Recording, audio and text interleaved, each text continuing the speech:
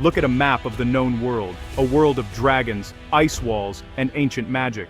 You see Westeros, sprawling and familiar. To the east, Essos, with its free cities and Dothraki Sea. But to the west, nothing but the endless blue of the Sunset Sea. This is the edge of the map, where cartographers write, "Here be dragons, not out of knowledge, but out of ignorance." It's a void, a question mark across half the globe. For centuries, the greatest minds and most ambitious rulers have stared at that horizon, wondering, what lies beyond? Is it more ocean, a new continent, or the end of the world itself? The silence from the west is a cosmic mystery, a challenge to our understanding. The Sunset Sea is more than geography. It's about our place in the universe. It's one of the last great unknowns in a world that feels mapped and measured. We all have our own sunset seas, the boundaries of our knowledge, the mysteries we yearn to solve. That empty space on the map is a mirror, reflecting both our limitations and our boundless curiosity. It's a call to adventure, a whisper that there's always more to discover. So, we begin our journey, not with a ship of wooden sail, but with imagination. We'll navigate the waters of myth, legend, and forgotten history. We'll listen to the tales of those who dared to challenge the void. Let's set our course for the west of Westeros and see what we find. Why does it matter what lies to the west? Because curiosity is in our nature. It's the same impulse that drove our ancestors across continents and up to the stars. We are explorers. Curiosity is our engine. A blank space on a map is an invitation, a dare. In Westeros, it fuels ambition and greed. A new land could mean gold, timber, spices, a new empire. For Meisters, it's the ultimate academic prize, to fill in the blanks and complete the world's story.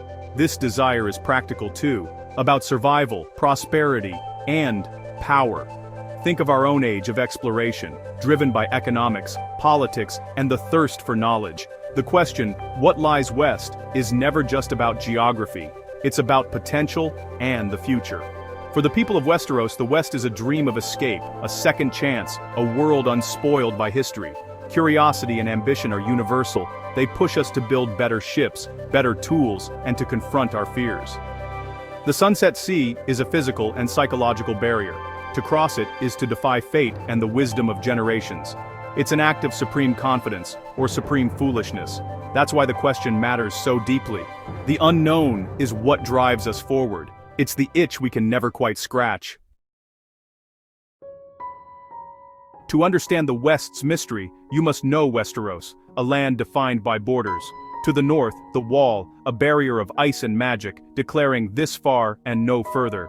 To the east, Essos, a land of trade and war, different but not mysterious. The southern and eastern coasts are dotted with harbors, gateways to the known world. Ships flow across the narrow sea, connecting Westeros and Essos. Their histories are intertwined, the world feels complete, bounded. The east is interaction, the north is prohibition. But the west, it has no wall, no neighboring continent, only the sea. The Sunset Sea is wider, stormier, and more terrifying than the narrow sea. Winds and currents push ships away from any distant shore or into oblivion. No friendly ports, no islands for shelter, just a one-way journey into nothingness. The sea itself is a wall, more effective than any ice or stone. This shapes the Westerosi psyche. They look inward or eastward, rarely west. The west is simply the end, where the sun dies each night. It's a cultural blind spot, a collective agreement not to look too hard. The sea is a graveyard for ships and dreams. The West is not just a geographical puzzle, but a cultural taboo, a place best left to poets and madmen. Despite the dangers, some have tried to conquer the Sunset Sea. The Targaryens, dragon lords of old, dared it. Arya flew west on Balerion the Black Dread, and returned changed, both dragon and rider scarred by horrors unknown. The Ironborn, fierce seafarers, tested the limits. Legends tell of the Grey King marrying a mermaid, Dalton Greyjoy returning with treasures from unknown lands. Yet their maps were lost, their stories dismissed as pirate boasts. Even the first men tried. Brandon the Shipwright sailed west and vanished, his son burning the rest of the fleet in grief. These stories are warnings. The West is a place of loss and sorrow. Each attempt adds to the mystery. Did they find monsters, paradise, or simply sink beneath the waves? The lack of survivors turns history into myth. The sea keeps its secrets well, The West is a boundary not meant to be crossed, and so, the legend grows. Tales of the West are a mix of hope and horror. Some sailors, blown off course, return with feverish stories: green islands, white trees, cities of gold. But are these real, or the hallucinations of dying men? Other legends are darker: endless storms, krakens, sea demons. Arya Targaryen's fate lends credibility to these nightmares. In the absence of facts, imagination fills the void. Poets sing of sunken cities, children dream of paradise. These are not facts, but expressions of desire and fear. The mix of dreams and nightmares makes the mystery endure. Everyone believes what they want. Optimists dream, pessimists stay home. The sea's mystery persists because our stories keep it alive. Beyond grand legends, there are personal stories, like Jorvin of the Shield Islands. Obsessed with ancient Valyrian maps hinting at lands to the west, Jorvin commissioned a ship, the Cloud Tamer. His journal, found floating off the arbor, began with scientific hope, documenting winds, birds, and water. But as months passed, the crew grew mutinous, supplies ran low, and Jorvin's entries turned strange. He wrote of new constellations, a colossal whirlpool, a city of corpses, and eyes in the deep. His last words: "The sun has drowned, and we are next." Was he a visionary or a victim of madness? The Citadel calls it Voyager's madness, but some Meisters wonder if he saw something real. Jorvin's story is a microcosm of the Western mystery: ambition, courage, and the thin line between discovery and insanity. The sea's secrets remain just out of reach.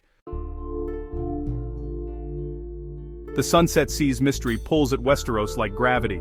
For the Ironborn, it's a challenge to their identity. For Maesters, a frustrating gap in knowledge. For Western lords, it's an unsettling presence on the horizon, a reminder that the world isn't as solid as it seems. The mystery shapes ambitions. Kings dream of new legacies. Second sons seek glory. The West is a social equalizer. The sea drowns kings and commoners alike. In our own history, the New World and the American West were more than places. They were ideas, frontiers for hope and fear. The Sunset Sea serves the same function for Westeros, a mirror reflecting their civilization's soul. The mystery endures because it serves a purpose. It keeps the world from feeling too small, too contained.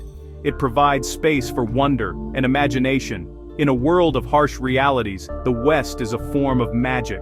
It's the belief that something undiscovered could change everything. This is vital to the human spirit. Without mysteries, we risk becoming stagnant. Some mysteries aren't meant to be solved. The true value of the Sunset Sea is in the question itself. The mystery sparks curiosity, courage, and better stories. The journey, not the destination, is what matters. The quest to know the unknown defines us. Whether in Westeros or on Earth, the universe is our Sunset Sea. We look out, wonder, and send our own ships into the void. Most never return, but they carry our hopes and questions. The story of the Sunset Sea is a call to wonder. It reminds us that blank spaces on the map are where we dream. These frontiers call to the next generation of explorers and artists. The adventure is never over. There's always another horizon. So when you look at the night sky or the ocean, remember the Sunset Sea. The voyage is just beginning.